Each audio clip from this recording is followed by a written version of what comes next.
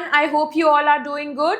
So, I'm back with another topic and reading comprehensions on a very important topic, that is current affairs.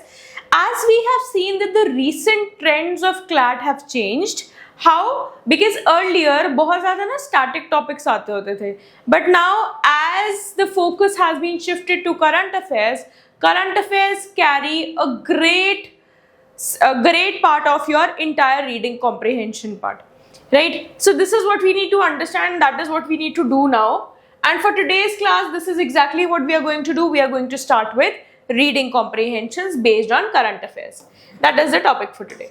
Now, what all things we need to understand while we are reading current affairs or we are reading passages related to current affairs? First thing first, you need to understand that your prior knowledge should not be applied here.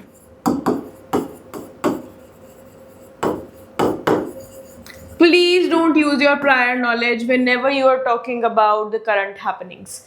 For example, there may be a topic which has come up and you have a lot of knowledge about it, but make sure you read it in the current scenario only.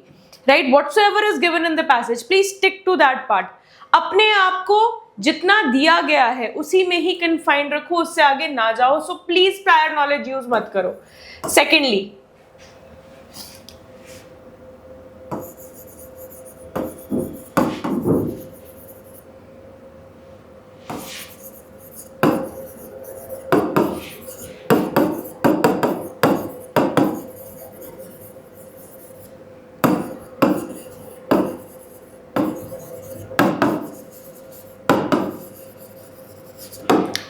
so here whatever aspect of the current affairs is covered, just focus on that. For example, let's say climate change.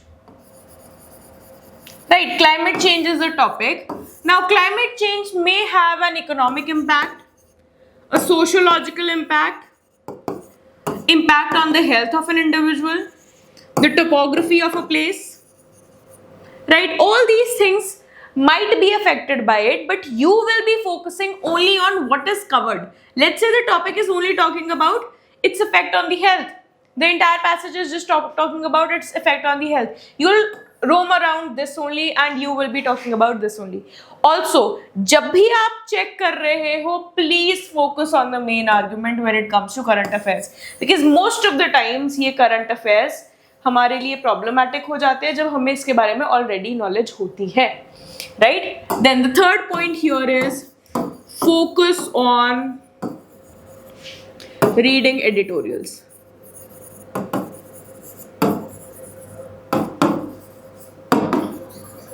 For all the CLAT aspirants, I have been repeating it every now and then that editorials should be read on a daily basis. Also, newspapers should be your best friend. Right? अगर आप ये नहीं कर रहे हो, make sure you read a lot. Right? Because diversified reading is what you require here. Okay, so now let's just start. So starting with the first passage, let's just read through it quickly. So in recent years, the challenge of climatic change adaptation has become urgent, especially for developing countries. Now what is important for us? Developing countries, climate change adaptation, and it has become urgent, especially when we are, for whom? For developing countries. While mitigating means reducing emission remains important, many nations are now forced on focus on adapting to already occurring changes in climate.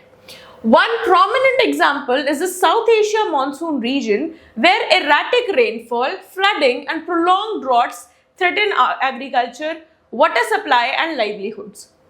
One strategy being adopted is climate resilient agriculture, using crop variation tolerant to drought or floods, adjusting planting schedules and employing water saving techniques like drip irrigation. Right? Now here you do have some knowledge about all these things, but please अपना दिमाग extra मत लगाना, जितना लिखा हुआ है सिर्फ उस पे फोकस करना. Now, for example, in parts of India and Bangladesh, farmers are being encouraged to switch to short duration paddy variety, paddy is rice, that can survive unpredictable monsoon arrival. In Sri Lanka and Nepal, communities are reviving traditional water harvesting systems and reshaping local landscape to retain moisture and reduce erosion. Another approach is early warning systems and climate services. Meteorological department are improving forecasts at local level and integrating them with mobile alerts so farmers and communities can prepare for impending heavy rain on or heat waves. In coastal areas, countries like Bangladesh are investing in mangrove restoration, which acts as a buffer against storm surges. Now see how different countries are preparing themselves for adverse climatic conditions. Now, however means that there is a thought reversal. However, challenges remain. Funding for adaptation is limited. Many small holders, farmers lack access to credit or insurance to adopt resilient methods. Moreover, governance constrained, lack of coordination across agencies, water, agriculture, disasters, and limited technical capacity inhibit scaling up. Now, some critics argue that adaptation may shift costs onto vulnerable population if not subsidized or fairly managed. Importantly, adaptation is not just technical, it's social and institutional. Community participation and local knowledge and equity matters.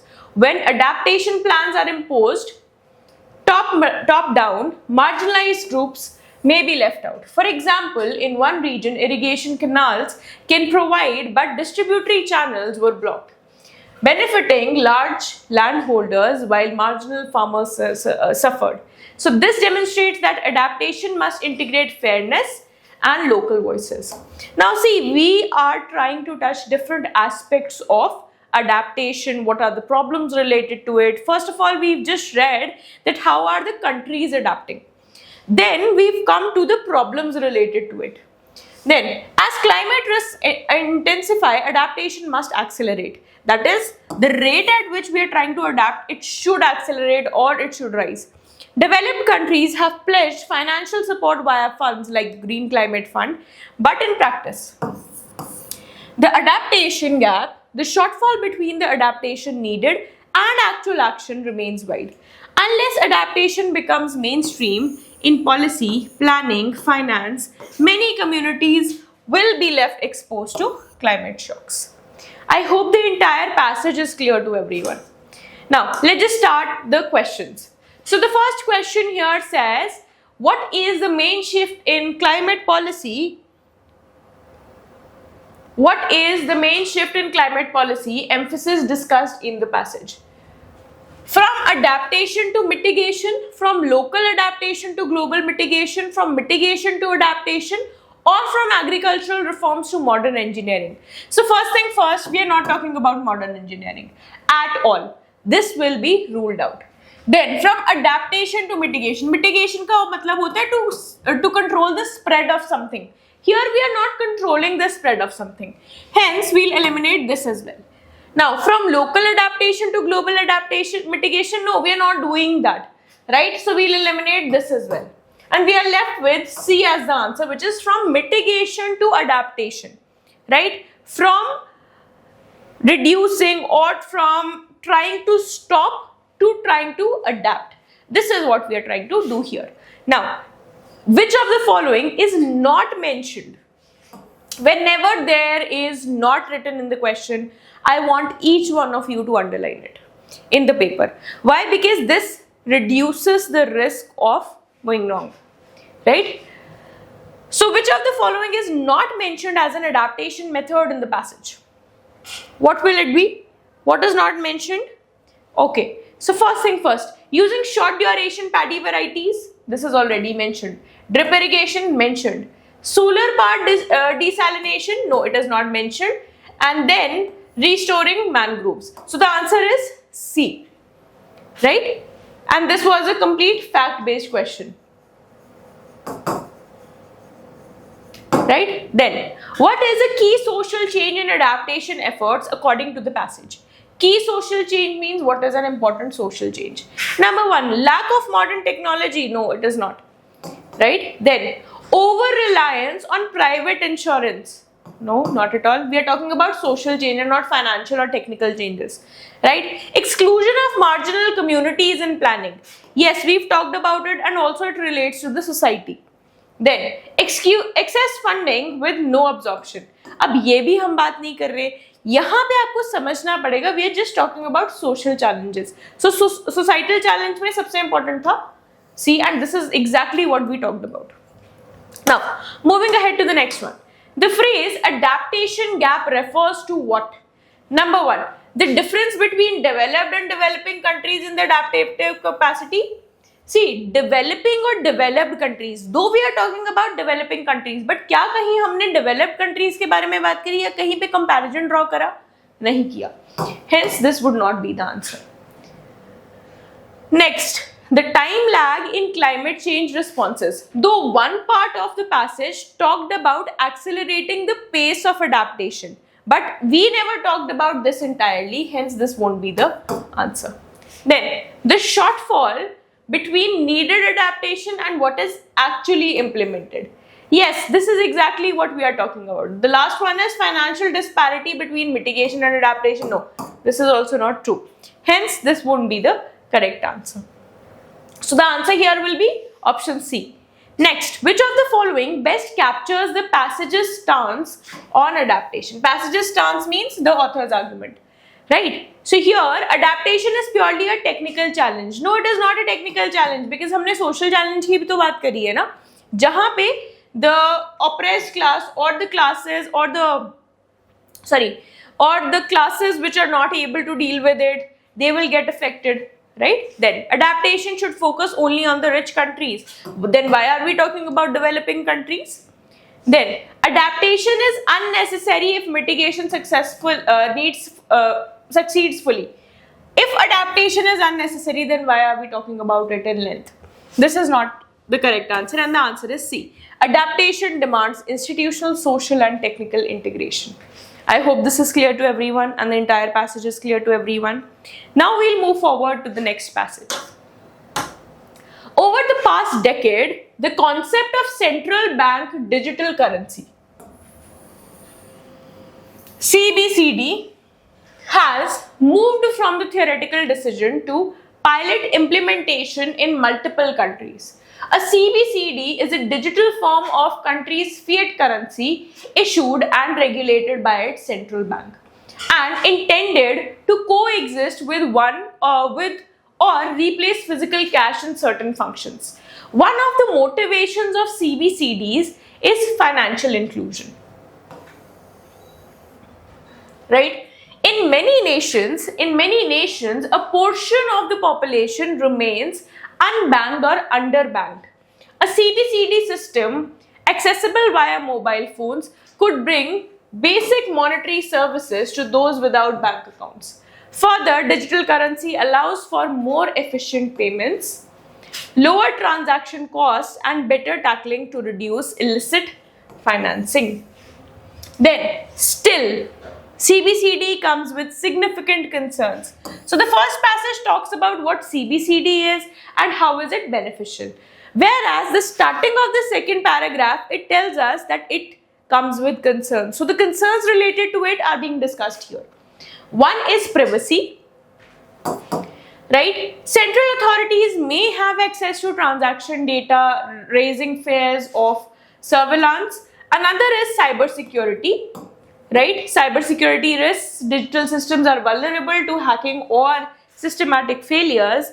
Some economists warn that if a CBCD is too attractive, that is offering interest, people might withdraw deposits from commercial banks, potentially destabilizing the banking sector. This is the third concern.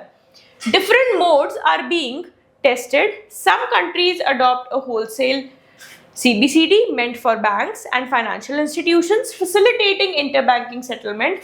Others go for a retail CBCD, right? So here we are talking about wholesale CBCD and the retail CBCD. right? Two types of CBCDs that are being used, right? Now, CBCD, others go for retail CBCD directly usable by the public. For instance, the Bahamas has launched Sand Dollar, that is a retail CBCD. China has conducted trials for its ECNY across many cities. India is planning a digital rupee, exploring offline transactions capability so that people without internet can also use it. Ultimately, CBCD represents a paradigm shift in money and payments. But success will depend on designing systems that balance access, efficiency, privacy, stability, and resilience. They should aim not to disturb traditional banking but to complement it. As countries progressively pilot these systems, the lesson will shape the future of the digital money globally. Right? So the first question, what is a retail CBCD?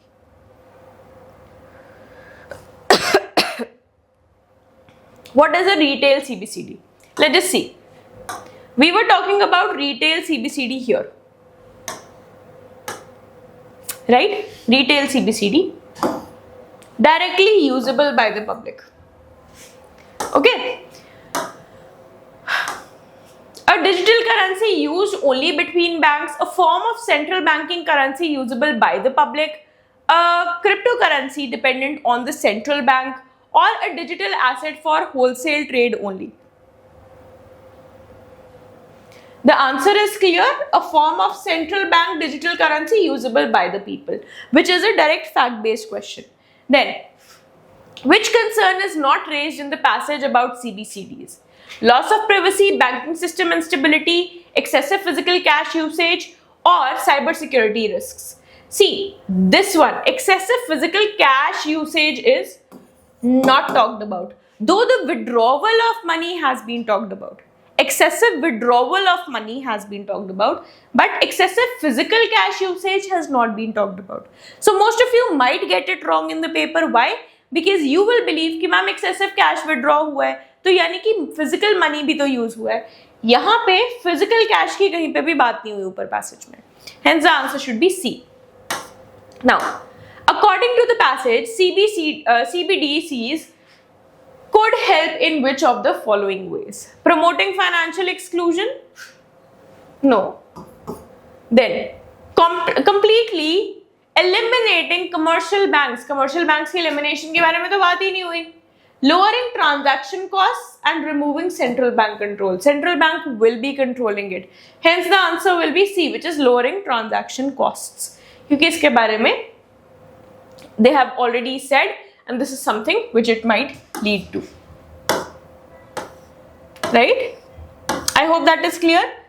Now, come to the next question. Why might CBDCs threaten commercial banks? अब CBDCs से commercial banks को क्या threat है? Number one, because they are illegal. No, they are not illegal. Many countries are using them.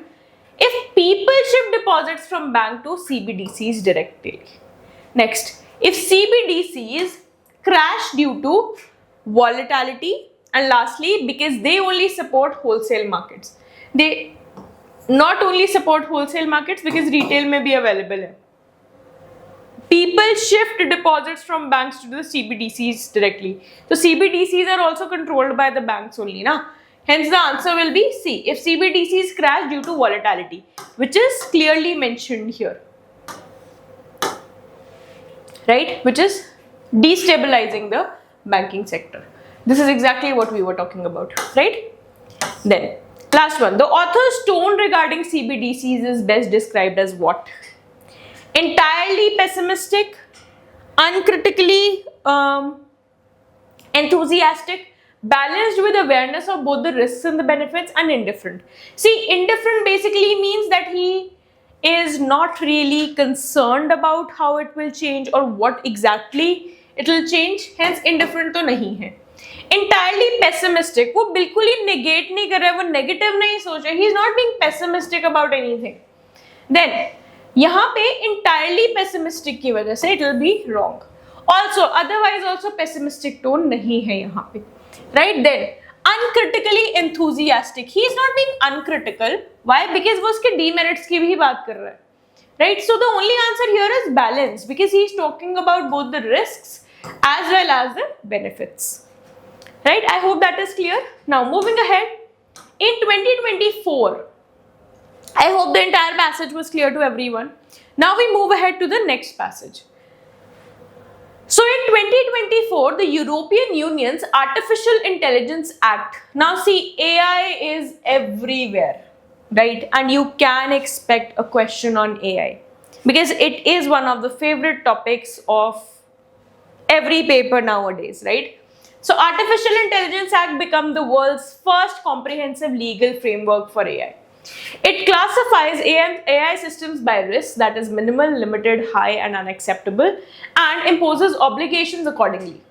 High risk AI like biometric identification or recruitment algorithms must meet strict standards for transparency, data governance and human oversight. The act has inspired other jurisdictions to draft similar rules, including India, which is spreading its National AI Strategy 2.0. However again is a thought reverser. The debate extends beyond regulation. Critics fear that over-regulation could stifle innovation, especially for startups competing with global tech giants. Others argue that regulation is essential to prevent algorithmic discrimination, privacy violations, and disinformation. For instance, now this is an example. Deepfake videos during elections have raised concerns about democratic integrity. The balance between innovation and accountability remains fragile. This is exactly what they are talking about, and these are the two concerns that they have raised, right? So the AI liability directive proposed by the EU also mandates that victims can claim compensation if harmed by AI systems, a move towards legal accountability, right? So EU ने क्या कहा है? It mandates, that is, it has made mandatory that the victims can claim compensation if harmed by AI system. ठीक है, अगर AI की वजह से किसी को कोई नुकसान हुआ, the victims can take compensation for the same. A move towards legal accountability. Meanwhile, the US has taken a sectoral approach which with executive orders promoting AI safety without comprehensive legislation. यानी कि उनके पास कोई law नहीं है, but it is the executive which is basically taking care of it, right? China's AI laws focus more on social stability and state control than individual rights. Now, the AI liability directive proposed by the EU also mandates that victims can claim compensation if harmed by AI systems, a move towards legal accountability, right? Now, India's challenge is unique. While it has robust IIT expertise, it lacks clear data protection. Very important, right? Implementation. The Digital Personal Data Protection Act of 2023 is a start, but enforcement and institutional capacity remains limited. Moreover means, in addition to, India faces a dual goal. What is the dual goal here? Promoting AI for economic growth while safeguarding civil liberties. Now, ultimately, that is the conclusion here. The question is not whether to regulate, but how effective AI governance must ensure transparency, fairness, and explainability while promoting innovation. The global race to regulate AI reflects a large struggle. How technology can be made to serve society, not dominate it. I hope this is clear to everyone. Now, let's just see the questions. The first question. EU's AI Act classifies system primarily based on what? Again, a fact-based question directly. So here it is risks level, right? Then, what is the key concern about excessive AI regulation? That it reduces innovation and competitiveness. Next, which of the following best describes India's current AI governance challenge? What is the challenge that India is facing? Over-dependence on foreign algorithms? No. Over-regulation of startups? No. Declining AI research? No. That is balancing innovation and civil liberties protection. right? Then the AI liability directives aim to do what? Provide incentives for AI research? No, they are not talking about that. Liability की बात हो रही है. Allow victims of AI harm to seek compensation? Yes. Restrict AI exports? No. Ban high risk AI systems entirely? No, that is incorrect. Then the author's overall view can be described as what? Opposed to regulation? He is not opposing regulation, rather he is saying we should have regulation. Then supportive of innovation at any cost? Yes, he is being supportive. In favor of balanced regulation and ensuring accountability? And lastly, indifferent to AI ethics. He is not being indifferent to AI ethics, right? Supportive of innovation at any cost. Any cost, that is why this is wrong, hence the answer is C. Right? I hope this is clear. Now, moving ahead to the next part, that is question number 4. I hope this is clear. So the first question was, the first passage it talked about climate change, right? The second one talked about digital currency. The third one talked about AI, right? If you have already read the newspapers and you are in a habit of reading the newspapers, you might be knowing कि ये सारे topics के ऊपर बहुत सारे passages बनते हैं already, right? So make sure that you read the newspapers thoroughly and you go through them. Now, in 2023 and 24, India's presidency of the G20 represented a pivotal movement for the global south. Now here we are talking about India's representation in the G20, right? Now, hosting the summit in New Delhi, India emphasized One Earth, One Family, One Future, promoting inclusive growth and climate responsibility. One of its major achievements was pushing for African Union membership in the G20, marketing a symbolic victory of representation of developing nations. India's agenda balanced traditional economic concerns, debt restructuring, sustainable finance with newer issues such as digital public infrastructure and clean energy transitions. It positioned itself as a bridge between advanced economies and emerging markets, particularly amid rising geopolitical polarization after the Russia-Ukraine conflict. However, the summit also revealed tensions. Western countries pushed for stronger language condemning Russia, while others prioritized developmental issues. The compromise Delhi Declaration reflected India's diplomatic skills in consensus building without alienating any bloc. Critics, however, argued that avoiding strong geopolitical position diluted moral leadership. India's focus on digital public infrastructure, that is DPI, like UPI, Aadhaar, was seen as a model of inclusive innovation. Several nations expressed interest in adopting similar framework, yet questions persisted about data privacy, digital exclusion, and institutional readiness in low-income countries.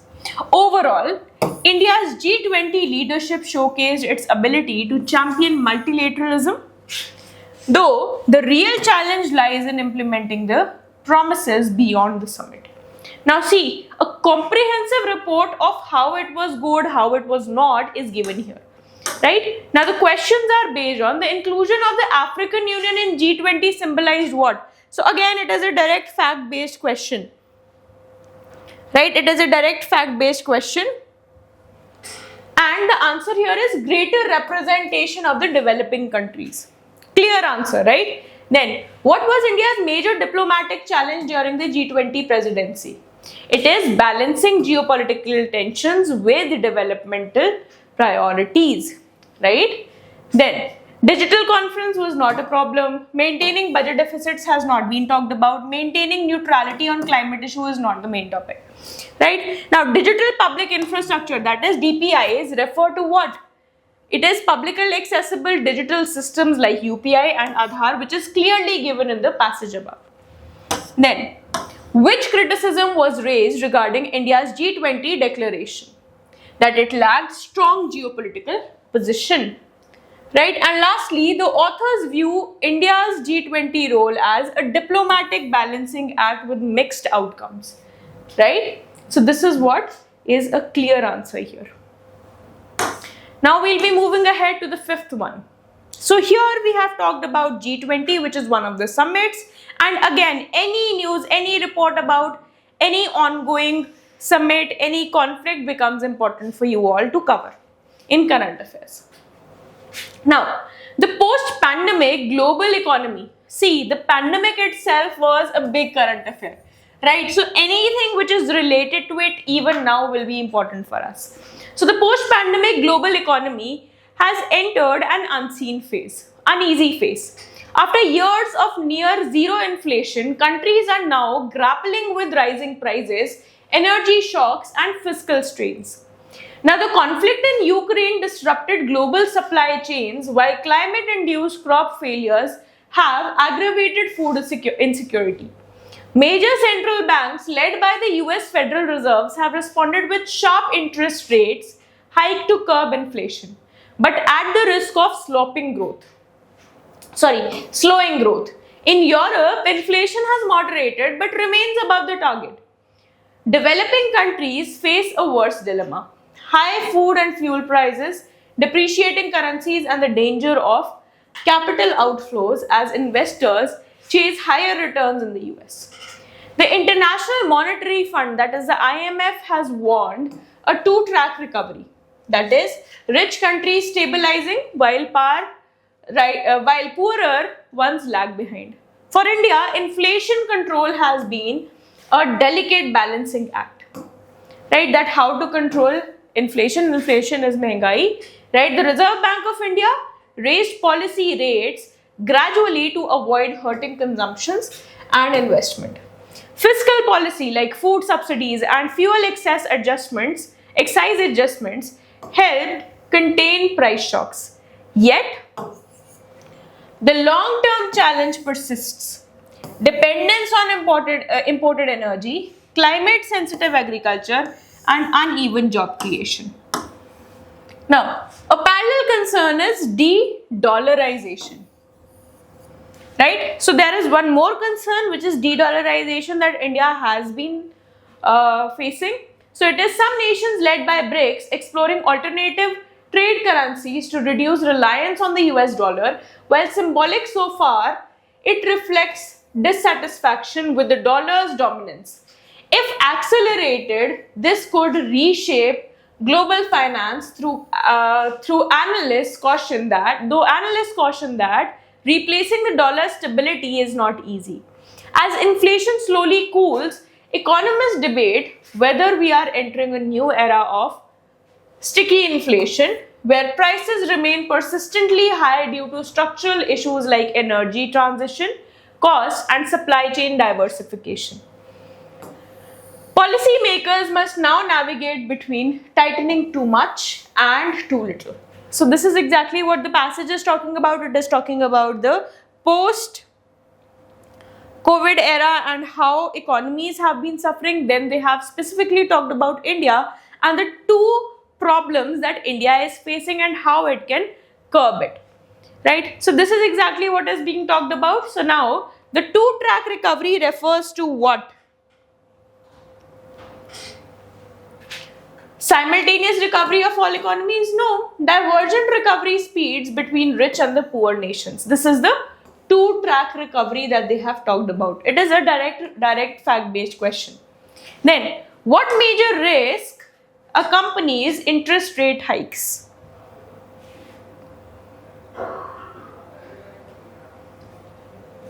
Encouraging capital inflows? Fueling inflation? No. Major risk is being talked about, right? Slowing economic growth and reducing exports. So the answer is slowing economic growth. Then de-dollarization reflects what? Support for IMF reforms, shift to cryptocurrency for trade, efforts to reduce dependence on the US dollarization. Very clear. US dollar, right? This is the answer, that is C. What was India's main strategy to balance inflation and growth? What was India's main strategy to balance inflation and growth?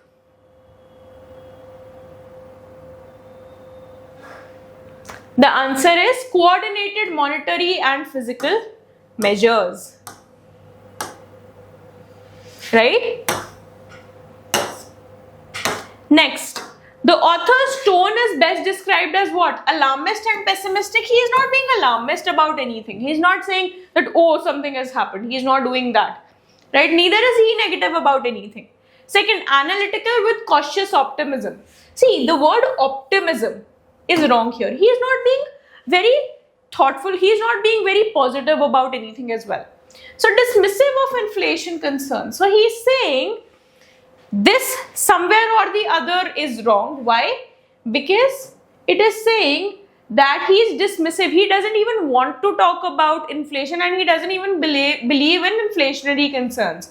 And entirely critical of global policies. He is not entirely critical of anything. Hence, the only answer here will be B. Why? Because this seems the most correct. Right? This seems the most correct. Moreover, he has given measures that can lead to positive outcomes. Hence, the answer should be B here. Right? I hope that is clear to everyone. Now, this is a bonus passage for everyone. I want you to just take a screenshot of it, read through it, and answer these questions in the chat box. This is the question for you. Take a screenshot of it, pause for a while, take a screenshot. It is again based on artificial intelligence, right? And these are the questions for it.